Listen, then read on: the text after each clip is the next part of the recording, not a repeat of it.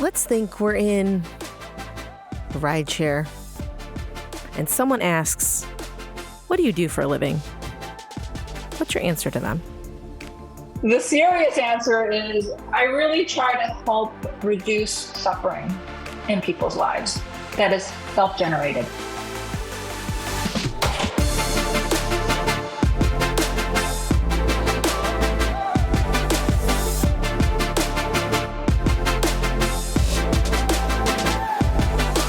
Hello, Loren. Hi, Kelsey. How are you today? I'm great. How are you? I'm fantastic. Good. Here we are for another episode of Campus Confidential. Oh, this is a rich one. Oh, it's so good. Dr. Felicia Lee, founder and president of Campana Leadership Group. She has spent over 25 years in higher education, starting as a student, working all the way up to vice president of student affairs. She has spent the last, I think she said 8 or 9 years as the president of running her own business, executive coach, impacting lives. What'd you think of her?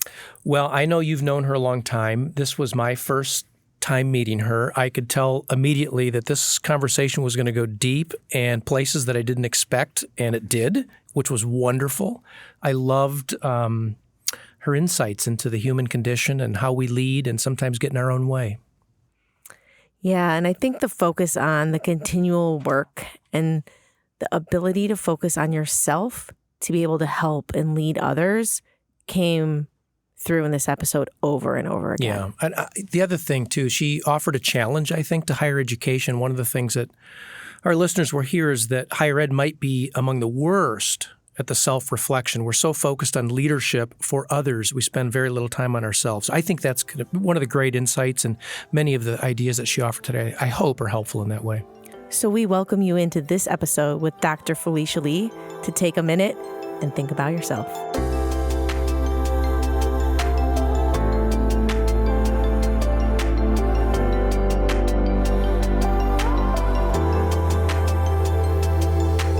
We're here with Dr. Felicia Lee. Woo-woo. Thank you for joining us. Lovely to be here. I did a little self-cheer. I love that. I mean, who's cheering for us, but if we're not cheering for ourselves, right? Right. So, Felicia, we would love to start by hearing a little bit about your journey, who you are as a person, where you came from, what got you to here. Okay. So I always start with the fact that I am an immigrant. So I immigrated to this country, to the United States from South Korea when I was 5 years old.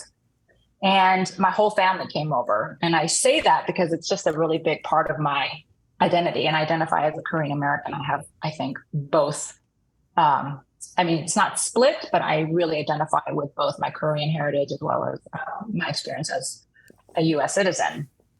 But, the immigration happened not in the ways that I think a lot of people imagine. It wasn't to find a better life from the standpoint of an economic life. It was really around political persecution, around my parents, in particular my father, fighting for justice, and kind of came over and started with nothing. So they gave up their lives. 5 kids come over. We end first in the East Coast, land in the West Coast, and then it's just the journey there. And it was the journey of being kind of an outsider for a long time. I don't know how my parents figured out, like, they got to get a house, like the cheapest house in the best school district, right? I don't know how, because my father spoke English fairly okay. I wouldn't even say well. My mother still can't speak English that well. But they did it. And so I was always like the only Asian kid, or my family and my sisters and I. And that experience, of course, really had an impact on me, because by the time I got to college, and I'm jumping like far ahead, I was drawn to student affairs and student service because it was always about this conversation around how do we bring in, right? How do we actually bring into the fold an experience, an identity, a community? And it was like I finally kind of landed in a safe space and felt really seen. I know that's an overused word now, but my first mentor, speaking of which, Loren, you were talking about earlier around mentorship. And I'll just name her, Dr. Lori White, who is now a president of a university. She brought me in and just said, you and I, let's have fun and let's actually make a difference. And it was at the Cross-Cultural Center at UC Irvine. So that experience as an immigrant and as a woman, as a Korean, like all of that led me into student affairs. It just felt like it was just a really, really natural place. And then that's where I started my career. I went to the typical graduate school multiple times for a whole host of reasons that I can talk about later. Let's talk about imposter syndrome there and needing credentials to feel validated and feel worthy, and kind of work my way through higher education. And my last position was at UC Berkeley. And prior to that, I had been a VP of student affairs. And I made this very interesting decision in 2015 to step away from what I would have called the pinnacle job that a VP of student affairs seeks, in the most kind of like on paper sort of way. And I had to make a decision, like, am I going to stay in or am I going to leave? And at the time I chose to leave because at that point I really did feel I was going to be able to do what was my passion work and what I really believe is just like, I think this is the gift that I get to offer or the service that I get to offer to the world by launching my own consultancy as a coach. And I had already gotten lots of feedback and was doing a lot of that kind of impromptu, as many wonderful student services and student affairs leaders do anyway, and made that more rigorous and more formal. And I haven't looked back since, but it was a very identity shaking decision to make, to leave higher education, because that was the family and the community and my vocation for almost like 25 years. How did you discern that you needed to leave to do the things you were passionate about versus do the things you're passionate about within the context of this community that was so embracing of you? I wouldn't have known it then, but now that I've been out for a while and have done my own development work at a different level, my body was telling me, it's the somatic intelligence that we often push aside, especially in academic communities where the intellect reigns supreme. And I wasn't feeling well. I was getting stomach aches. I was getting headaches, so the body was already telling me that I was going through burnout. And so this is, again, this current conversation and long-held conversations around balance and burnout. And I wouldn't even say wellness, but more like wholeness. What is the whole life experience that you get to integrate even while you're doing really challenging work, right? Or really meaningful work. So the body was the first clue. And then honestly, I was just so tired. I just needed to take a break. And I had said to myself, I'm going to take the risk to go out on my own. And what's the worst thing? I take a year and then I can come back. I don't think student affairs is going away anywhere. I think I still have skills that I might be able to offer. So let me just do this. And if it doesn't work out or I don't really love it, I'll be able to come back.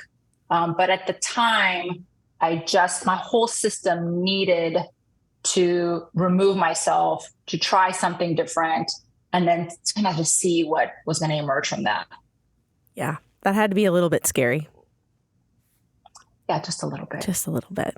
Just a little bit. I like that you said you never looked back. I mean, maybe a little look back, but it's good. Yeah, little look back in terms of my old self and the value and the identity that I attached my value and worthiness around title, position, scope, influence, and even the cultural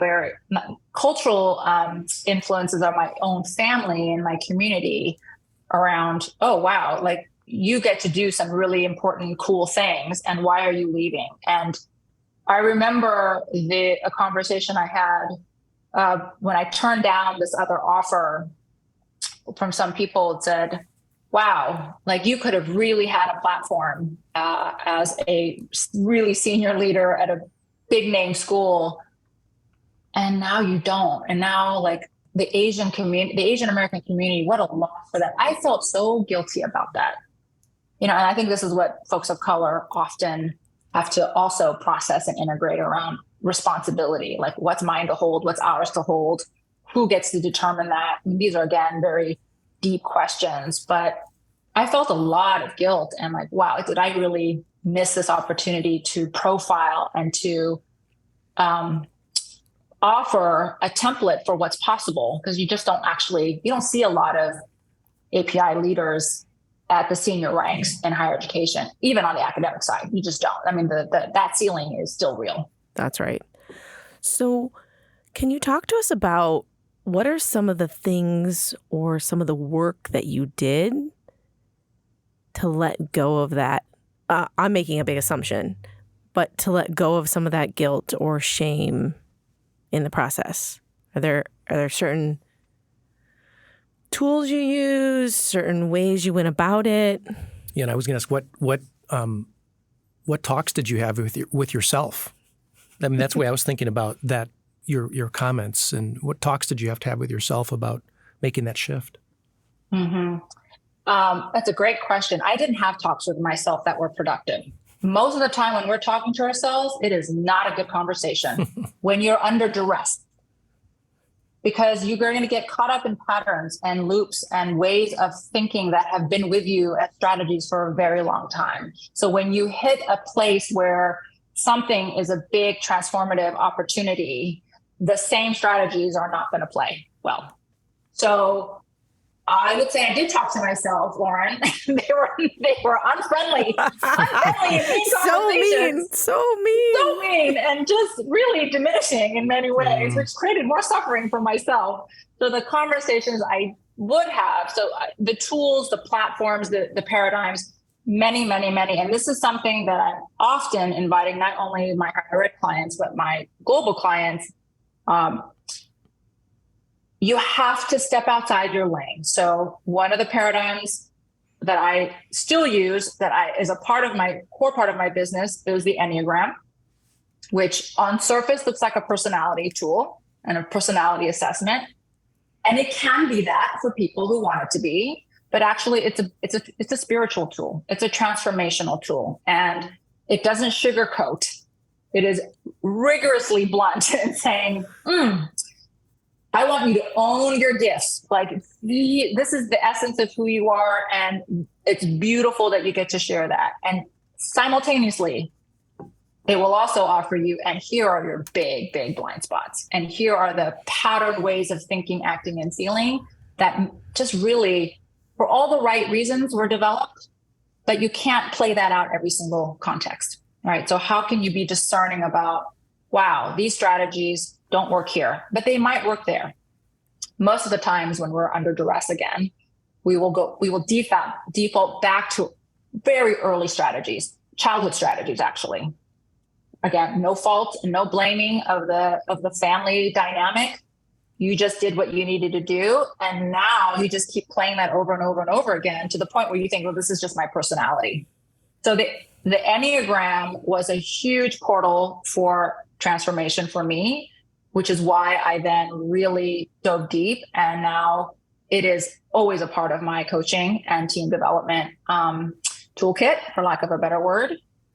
So I can probably name like 100 more modalities, and I don't have them because I think you should just try the new sexy thing. I have them because I would invite all the leaders that are listening to this great podcast that the more you can step out of the lane that you are in and have what I call a bit of a shock point, it's different. It's going to ask you to utilize and test different muscles, your heart muscle, your body muscle, your brain muscle. That's when it's like shaking up the snow globe. Like that's when the work can open up in a very different way. And, for those who follow a mindfulness practice or a meditation practice or even are Buddhist, it's like such a big tenet of that is nothing stays consistent, right? Meaning There will always be highs and lows in your life. Like, you can guarantee that. There's not a single human being that is always in the trenches and in the valleys, or a single human being that is always at the peak of that mountain.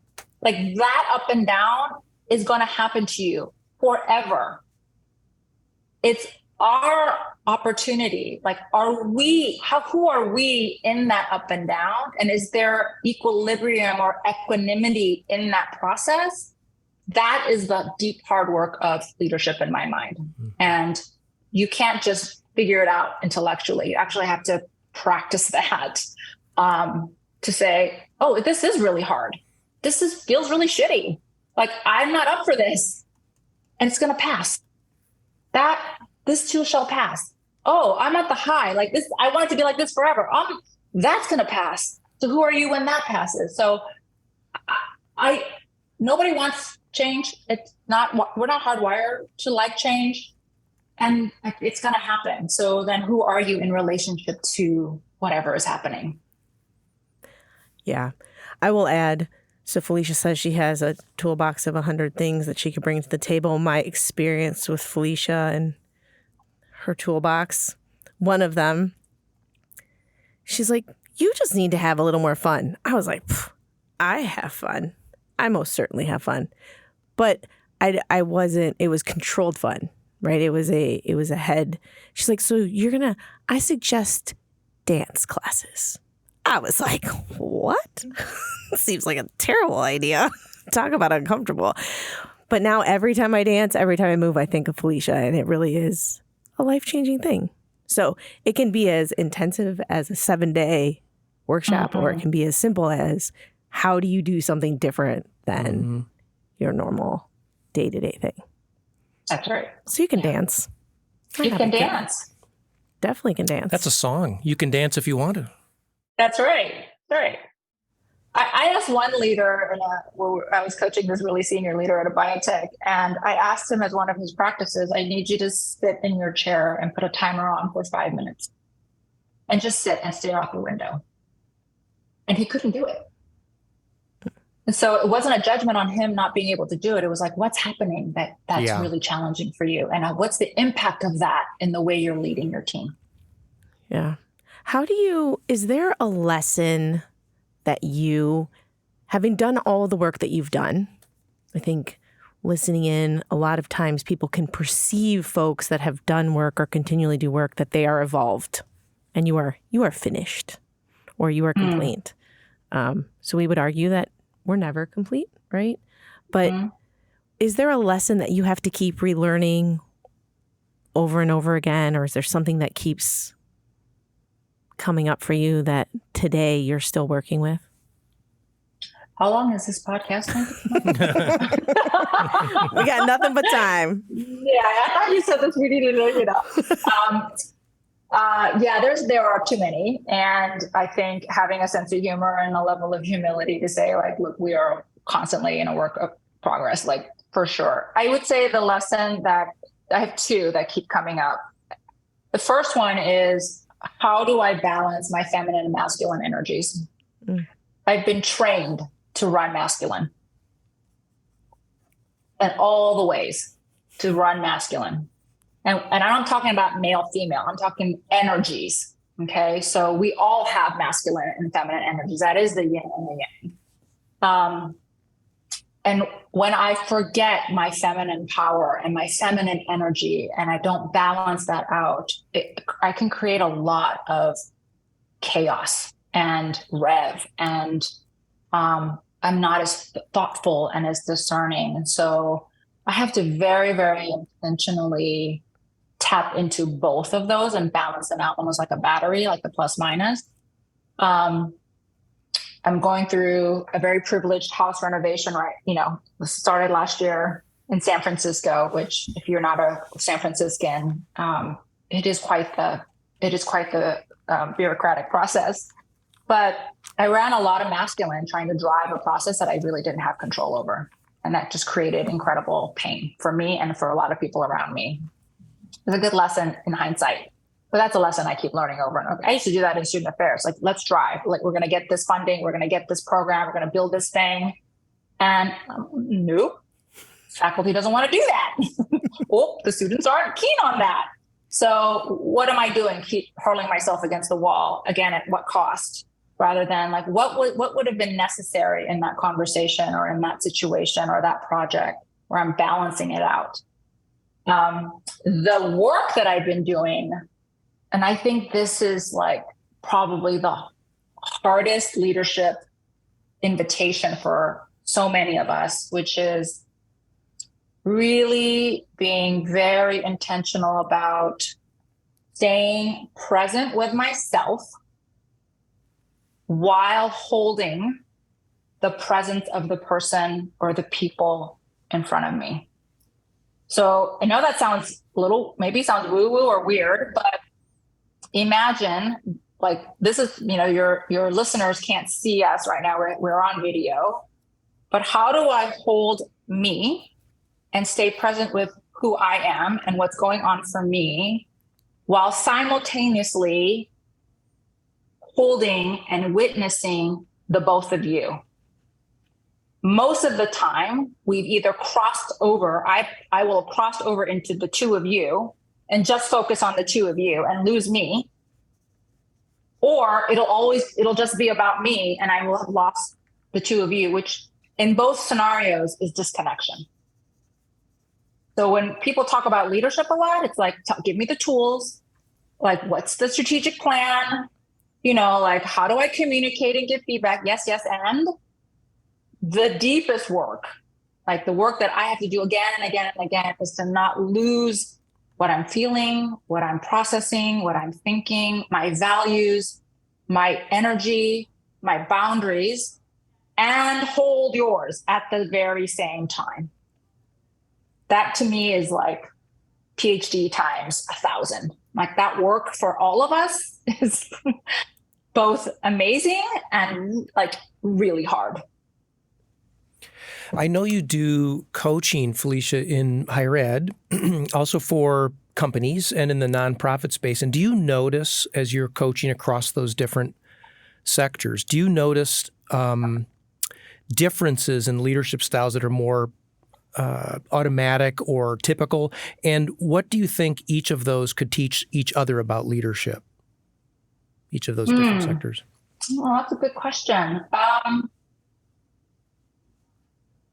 I don't notice it individually. I will share what I've noticed culturally in terms of institutional culture.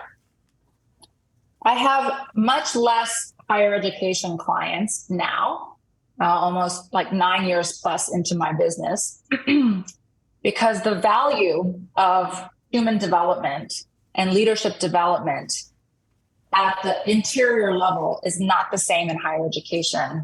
And what I mean by that is higher education leaders and senior teams focus on how do we develop others, the students, how do we work with the faculty and meet them where they're at, how do we partner with the alums around fundraising. They don't put the same energy into, and what is going on for me as a vice president, as a senior director, as an executive director, as a hall director. They don't do the internal, but they're always assessing what's going on with that student, what's going on with that organization, what's going on with the academic senate. That was a surprise. Actually, it was my blind spot because I was in that work, right? So the corporate and my corporate clients are international. So it's global, it's domestic. They will put in the resources. They will put in the time. And they will actually do the deeper interior dive about what is my part in whatever is showing up as our team or my leadership identity before they go out to, and it's the marketing organization, or it's the sales organization, or it's the research organization. It's like, let's focus on them. They will do the interior dive first. That's the biggest difference. And so when I'm talking to some higher education clients, they're like, well, we don't have the resource for that, or we don't have the time for that, or we need to reallocate our resources for these other important. And I would say, yeah, those are important too. But you came to me first because you're really struggling with something, and you gotta kind of have to start at home. Yeah, I want to put just an exclamation point behind that. People that are working in higher ed, especially in the administrative roles, are so focused on the student experience, so focused on meeting the faculty's needs, community needs, parent needs, if you will, right? We can take a pretty big, long list for that. And I think to the start of our conversation of we're at a critical time in higher ed where to really be able to serve others, you have to find a way to serve yourself and find the place that makes sense for you in this space. And I don't know how you get there without doing the work. It doesn't just, you can't force it to happen. I tried. I mean, I worked really hard at that. I was pretty good at forcing it to happen for a little while. But well, we might over-intellectualize everything in higher education, and the work that the two of you are talking about is not just intellectualized, right? It's doing the work. It's thinking about where you're creating barriers for yourself, your own leadership, or for others. But because it's academia, I think we might over-intellectualize a lot of things too, and it's very safe to be in that space, intellectual space. Yeah, that's a brilliant point, Loren. It's a brilliant point. And so this is not just higher ed clients, but I always talk about us having 3 centers of intelligence. We have our brain, our cognitive, that's one center. We have our heart, that is a second center. And then we have our body, that is the third center. And regardless of higher ed or corporate, I don't spend time on the brain part. That is overused, it's overflexed, it's tired. So it's like, what if your heart was literally a brain? Which, by the way, the research now is that it's completely connected. Right? So, what is your mood and your emotion offering as data for you right now? Like, I'm I'm all in this conversation. So my mood is like curious and I'm excited and I'm, oh my God, this is a really fun conversation, and we're getting kind of, we're talking about some new things. So I know what my mood is. What is my body telling me? Like, oh, my body is telling me I'm getting the adrenaline. I can feel the adrenaline going, and I probably need to take it down a notch. You can hear it in my voice. So it's like, I need to give more space to the co-host. I'm talking too much. So if I have a moment, I can actually do the whole check. What's in my head? What's happening in my heart and my emotion? What am I noticing in my body? That is an amazing resource for all of us to tap into if we actually know how to do that. Why do you think it's worth knowing how to do that? Because it's who you are. It's innate in us. We just happen to push it aside. And in certain cultures, it's one dominant over the other. But we have it, and we have it all the time. It's such an incredible resource that you can tap into. Plus, I do think where we are in our society, the level of complexity, the level of nuancing, the level of ambiguity, if you rely on only 1/3 of your whole system brain power, you're just at a disadvantage. That is such a great point. So let's think we're in a ride share. I like to use Lyft. You can say Uber, whatever you would like. And someone asks, what do you do for a living? What's your answer to them? Sorry. I love your face. That's a big old question. I want to pause. This is the face was amazing. The serious answer is I really try to help reduce suffering in people's lives that is self-generated. That's sort of the deeper, I would say, serious response. The other response is, I would say the lighter response is, I really try to help people and groups of people get onto themselves, be onto you. Like, what is going on for you? Who are you? And I don't mean who are you just at the identity levels and I grew up in Mississippi, or I have 3 children, or I'm a VP. It's like, no. Like, really, underneath, like all the excavation layers, like, who are you? And are you aware of that?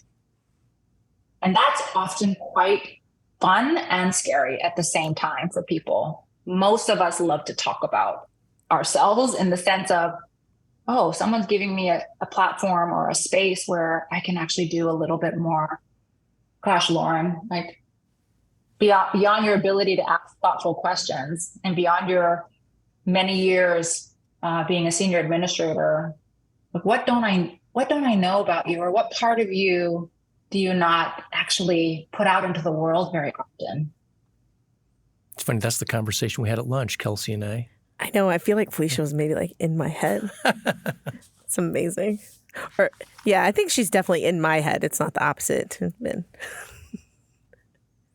Well, there is a little bit. I think my experience outside of higher ed is very limited. You have much more, but I certainly experienced myself, and I think others, performing a role as much as actually trying to execute it, right? I mean, there is a performative quality to being fill in the blank title, position, whatever. And I was sharing with Kelsey just a little bit ago that, in truth, when I really think about it, I was a lot of roles. You certainly, you have the sort of obvious ones, father, friend, son, et cetera. But also in my sort of normal social being, who I am, there are a lot of things I didn't take to work.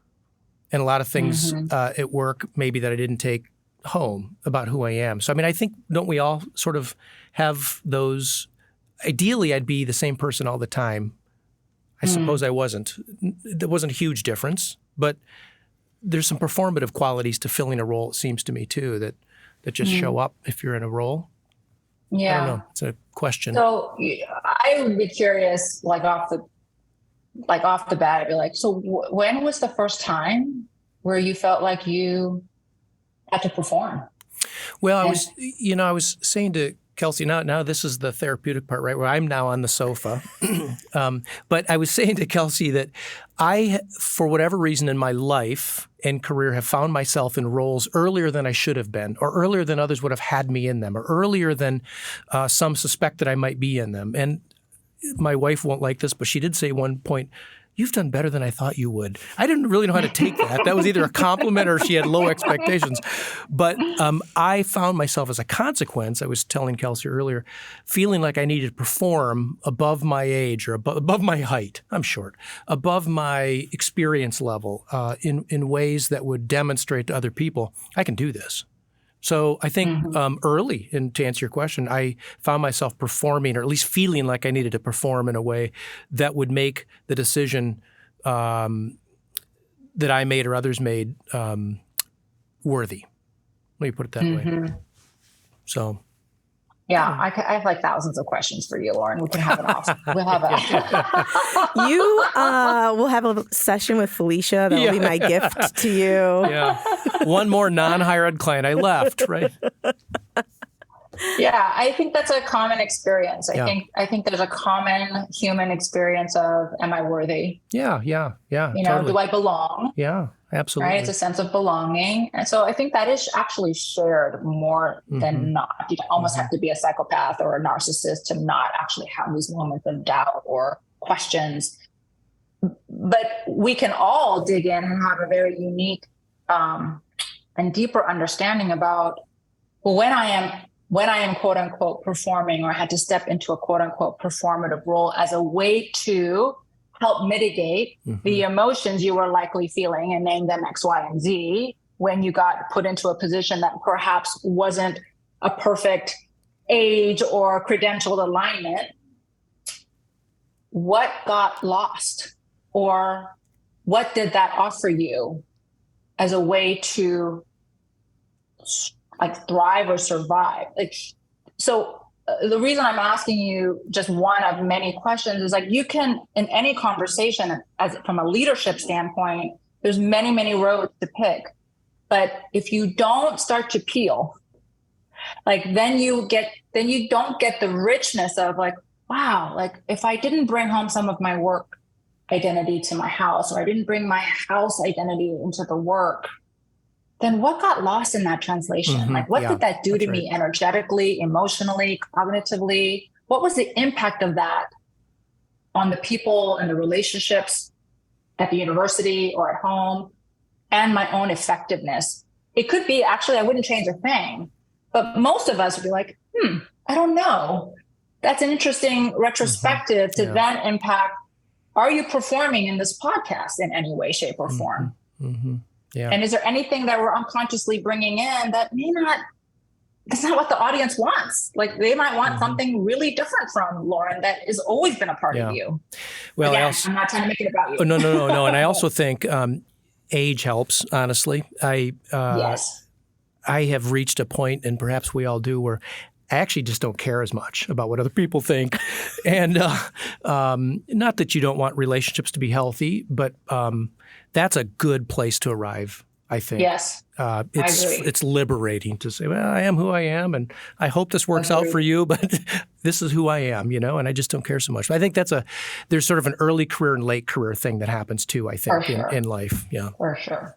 When you've been in leadership roles, Felicia, what things, or maybe even today, what things still frighten you when you have to make big decisions or are leading? A failure always frightens me. It's again, that's lifelong work. And I'm so with you. I think age, that's one of the best gifts of getting a little bit older, is you really could just give a flying a lot of the times. So it's lovely in that way. Sometimes it can get you into trouble also, but it's mostly like, you do you, and it's okay. I get to meet you where you're at. But failure is still a huge relationship, because it was really a non-negotiable. It was life and death from an immigration standpoint. You can't fail in this country. We had to put food on the table. I mean, it started there, and I can pull it all the way back. And then it just became, here's where my worthiness and here's where my identity comes in. It's like, if I keep performing as a winner and as a successful person, then I get to protect myself from what I imagine to be lots of hurts and the othering and the people always saying, like, I think there were a lot of people who just didn't think that I could do the things that I was able to do, right? There's a lot of second guessing based on a whole host of different things. But I'll throw out a new program idea, and if a client doesn't love it, and I'm like, oh, I have to really catch myself. It's like, well, that wasn't about the client. It was really about, this is the offering I want to put out into the world, and it makes sense to me. And so let's just see where that lands. So a failure is, I think, a really big personal learning. And the clients that I work with, it's the pressure to succeed in the U.S. context in particular, the pressure to perform and outperform, the competition, that's a big, big source of pain for a lot of folks. Yes, it is. We were talking about this earlier post of this, you're only successful if you're trying to get the next level of job. Right? I need to be a director, and now an AVP or VP, president. Let's be real. There's only so many of those positions. And the reality is, do you even really want to do the work it takes to do that position?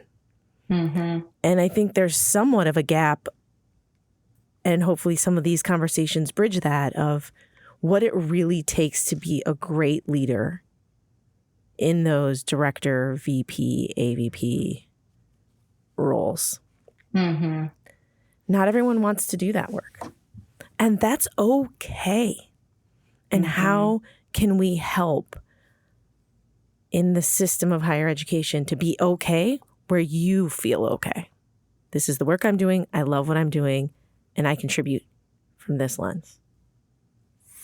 Felicia was talking earlier about identity and that shift for you. And I was thinking as you were talking, and as you're talking now, Kelsey, about when I made the decision to leave 32 years and move, I was surprised in some ways, which maybe shows a lack of self-reflection in some ways, about all the privileges and power and authority and influence I had. I was surprised at how much my ego was wrapped up with all these trappings of role. And I had to when I did have to have some talks with myself, and they went pretty well all in all, which is to focus on the things I had also that I couldn't have had before. There was a replacement that had to happen, because you climb. You just spend all these years climbing, and it comes with things, and you get used to it. And then pretty soon that's, at least for me, that came with some stuff that was great. Access to people and things. And, when the football game's on and they're playing the fight, that's your fight song. And so I think that climbing, at least I think for some people, there's those things get really twisted or maybe enmeshed in a way that it's really, really hard not to just keep climbing, because it comes with things that are part of who you are in your identity, so to speak, or at least that's the sense. You were talking about identity. I wonder if you could talk a little bit about what were the identities you had and what were the new ones you had to try on to see if they worked for you and replace, if that was true for you at all. Oh, I think you and I had the same experience. I mean, it took me 2 years when I left student to finally settle into, and this is the next chapter for me. I was walking, it's like a celebratory trip to Paris after I had made the decision to leave. And I was, I had taken that other job. I would be able to get into this restaurant and this building, and I would have met all these people. Like, it was a real ego trip. And the pain of that, like, okay, now who am I? What is it? Back then, honestly, people were talking about, like, what's a coach? What's an executive coach? Like, I think that word, this has become much more ubiquitous now. It was not when I started. This is my version of the story, but it was really, really hard. And we don't also give ourselves time to grieve. It's always on to the next thing. Just get over it. Like, move on, find the next solution or the next whatever, versus this is the hard intelligence of, can you acknowledge and welcome and honor sadness and grief of a chapter that is closed. And doesn't matter. There's no judgment on all the perks. Like, that was a part of your life. It's like, and you don't have them anymore. That's just a loss. So I didn't give myself permission in the beginning to really grieve investment of the 20 some years of, like, blood, sweat, and tears is how I used to call it. Right. Like, wow. And I miss my colleagues, and I miss the students, and I miss the mission. I missed all of that stuff. So it took a little while, for sure. Yeah, such a great point. Even desired beginnings have endings. There's some ending associated there somewhere. Has an ending. Yeah. And you have to acknowledge that. Yeah. Yeah. Unwinding identity. Been working on that a little bit myself. All of us. One thing that I would love to hear from you before we wrap and say goodbye for now is, what was Felicia Lee like in college? What did you do? How'd you show up? What was your friend group? I was a very serious person in college and lonely, which is why I got into student affairs. So I was a commuter student at UC Irvine, and I remember wistfully wanting, what is it like to live on campus, right? And I had to put myself through college. So my parents paid for 1/4 of tuition, and then the rest was on me. So I held some jobs. I would basically go to school, go to my job, go home, go to school, go to my job, until my sophomore year.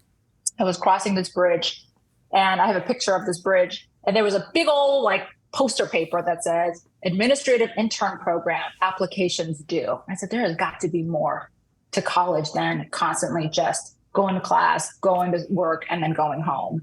And that was what changed the trajectory of my life, which was, I got into this program, and I remember in the interview, I said, I will do this program for free. I just want an experience that is outside of me having to just go to work all the time. And I think that must have triggered something, because the dean of students at the time, he got me into the program, which is then how I got placed at the Cross-Cultural Center and had my first mentor, and then, all the pebbles line up. But I was a really serious student. So every time when I used to work with students, they'd be like, oh, should I take double major? Should I not go abroad? I'm like, go play. This is a magical 4 years, if you're lucky, 4 years of your life. obviously you will be serious and you will do your academics and enjoy your life. Enjoy this time. This is a really special season of your life. So don't take yourself too seriously. I know it feels that way. That was in direct response to, I wish I could relive my college experience from the more playful side. And, I get to do that now. So that's the boomerang effect of, I didn't have that experience. I didn't get to go abroad. I always wanted to. I didn't study the majors that I wanted to because I was trying to be responsible. And okay, I don't regret that, but I can still have agency to do a do-over in my current season, which is why I travel the way that I travel. And I'm a little less serious, even though I'm sure on this podcast I came across more serious. But I'm at the end of the day, you're a goofball. Like, I'm a goofball. So, but in college, so boring, so serious. Like, all heads down, get the studies done, get the work done. I can't picture it at all. I will say I love, though, the way that story kind of circles back to the advice that you give of try something different that's out of your norm. You did that so early in your life, in college, and you took that chance and that leap then, and how it continues to play out in your life and in your roles and how you show up in this world. So I love it. Maybe that's the stepping out of your lane example that you gave a little bit earlier too, presenting a little bit of shock to your system, and sometimes it's playful. But try something new. It reminds me a little bit too, and I know we're wrapping up here, but there was an article, I've been wanting to ask you this since I read it. This is in December 14th, the title of which, it was in the Washington Post, the title of which is You've Heard of Quiet Quitting, Now Try Quiet Thriving. And we were talking earlier about there are a number of folks in lots of industries, but this is about higher ed, who are contemplating whether or not this is a place they want to stay, right? What this article says is try some things, which maybe would be your lane metaphor, but things like advocate for a cause, do some job crafting if you can with the people you work with, find something you love about it and pursue that more vigorously. I wonder if you have do you think the quiet thriving idea is just so much hooey, or do you think there's something to it for people that are really struggling through their role, their leadership, their life, their career? Is there something to that quiet thriving by creating these moments for yourself? Yeah, I do. I think it's about that. It's not a wellness move. It's a wholeness move, right? It's like, what is the wholeness of my life? What I would say, as you were talking about that article, is that please be not quiet about your desire to thrive. When you do the quiet thriving in isolation, that's psychological isolation. You will not go as far. So if you are struggling, it's like, I'm really contemplating, like, is student affairs for me? Or, how do I thrive in this really challenging role? How do you make that normative so that there is beautiful collaboration and partnership about how can that be possible for me as an individual and for us as a collective, whether that's the division or the team or whatever that might be. So I don't like the quiet part. You got to go quiet to do the internal reflection, but then it's like, I don't have a solution or an answer. Again, this is like, I struggle with the just by myself conversation. What would it be like for me to approach the two of you and be like, I'm really kind of at a crossroads. I want to stay in higher education, but I'm not sure how to do that in a way that allows me to be whole and allows me to have a different kind of experience to best serve. Help me. And that's another, like, we're willing to help student affairs folks, help other people till the cows come home, but to ask for that, like, that's a really stunted competency, I think, for higher education, because we're just so trained to be focused on the other. And I'm really asking people to balance that out. You can be a servant leader and have self-care. You can do both. Yeah. Amazing. You could, would it be like to genuinely, humbly, thoughtfully serve yourself? I know that sounds very, quote unquote, it sounds selfish at the surface level, but it's like, what would it be like to be as gracious and graceful and kind and generous and thoughtful and empathetic to yourself in order to be able to push that out. Like in the coaching work, you cannot give to others what you cannot give to yourself first, period. Yep. Period. So what is that for you, right? And get not with heaviness, but like, oh, that's really interesting. How do I shift into that with curiosity? And we all have something that's like, I have a fun relationship with giving this to me. What is that about? And until you get to the root cause, you can't band-aid your way out of that, right? So that to me is where the joy of doing human development at a deeper level comes from. I prefer duct tape over Band-Aids. I know. It holds a little longer. Yeah. I think you also like to rip them off really fast. Real too. fast. Why not? If we're going to do it, we might as well do it. So Felicia, before you leave us today, will you share with the group how people can reach you, if you'd like them to reach you, if they have interest in connecting with you, how to find you?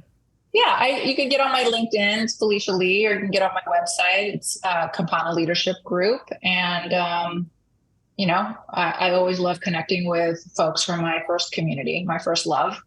And I'm wishing everybody in the field, just lots of, frankly, love.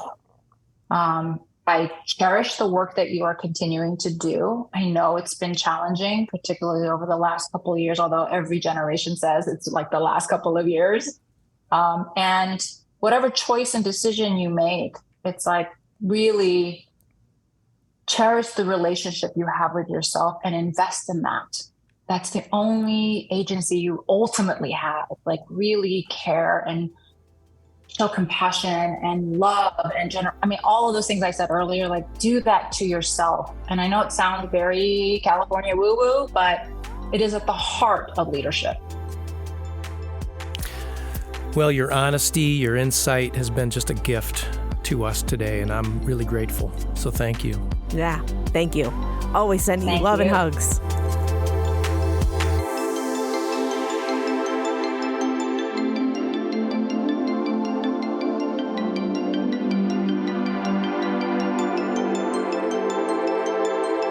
Loren, I think that episode leads us to some extra credit. What do you think? There was so much to talk about. I could have spent another hour with her, even though having just met her. So let's talk about a few of the things that were really meaningful or surprising or provocative to you. I think one was the concept of how we think and move, and that our bodies are more than just our brains, and our decisions and our ability to make decisions should include other parts of ourselves. And the three parts were? Our brain. Oh, okay. Yeah, our heart and our body. Yeah, I think she called them did she call them three centers of energy? That's right. Yeah. It was meaningful for me because she said, as I understood what she was trying to help us know, was that's then the authentic self. That's all of us when we use all of those things. And too often we over-intellectualize leadership. We think it's about execution or analysis, and it's really our whole body, our whole being is leading when we're using all three of those centers of energy. At least that's what I got out of it. Yeah, that's right. I would agree. And I think you can read all the books. You can listen to all the podcasts, if you will. But if you aren't able to put those into action and really feel those holistically of how they show up for you and you act differently, doesn't do you any good. And when you're leading and you're in a moment where all of a sudden you can feel your body getting hotter or your face turning red or you want to jump out of your chair. I mean, that's... Or you feel like you're going to throw up in the moment. Yeah, you feel like you're going to throw up in the moment. Or you're moved in some way by somebody's story or how badly their experience at work is, let's say. I suspect if we can learn how to pay attention to all those things, that's what she's trying to help us do. Yeah, and personally, that's something that I've spent some time with over the years because I did not pay attention. I felt like I could power through anything. And if I just kept showing up, it would be fine, which also led to me not being able to move my legs and having back surgery because I just kept powering through. So at some point, how are we setting the stage? How are we as individuals thinking about things and paying attention to these energy centers when they're talking to us before they have to scream at us? Well, and it's hard because it requires action. If you pay attention, right, and something's happening with your heart or your body, and it's telling you something you don't want to hear, it's really hard. That's right. Right? It's really hard to pay attention because then you have to do something about it. Yeah. And it usually affects other people. And when we circle it back to our friends in higher education, we really care about other people and providing for other people. And when something we do is going to impact somebody else and we think it could have a negative impact, we maybe take that weight on ourselves. That's the other thing, by the way, speaking of other people, that she said that struck me, which is she didn't say it quite this specifically, but higher education as compared to other sectors of our economy or society is maybe the worst at self-reflection and personal development because we're so focused on others, right? On students, on colleagues, if you're a supervisor, on the people for whom you're responsible.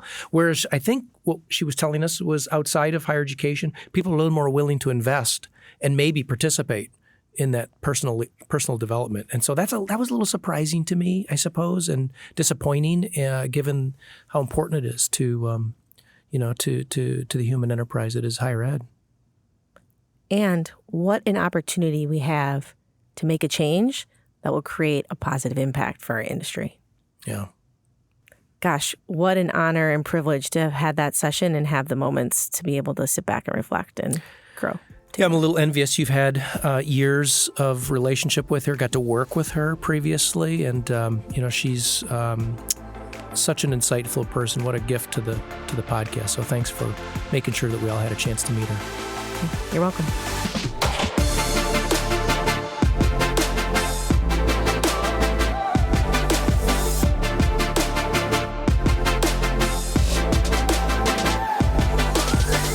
Campus Confidential is presented by Compass Group, produced by Corey Inscoe and Jen Fisher, with your hosts, Kelsey, Harmon, Finn, and Loren Rullman.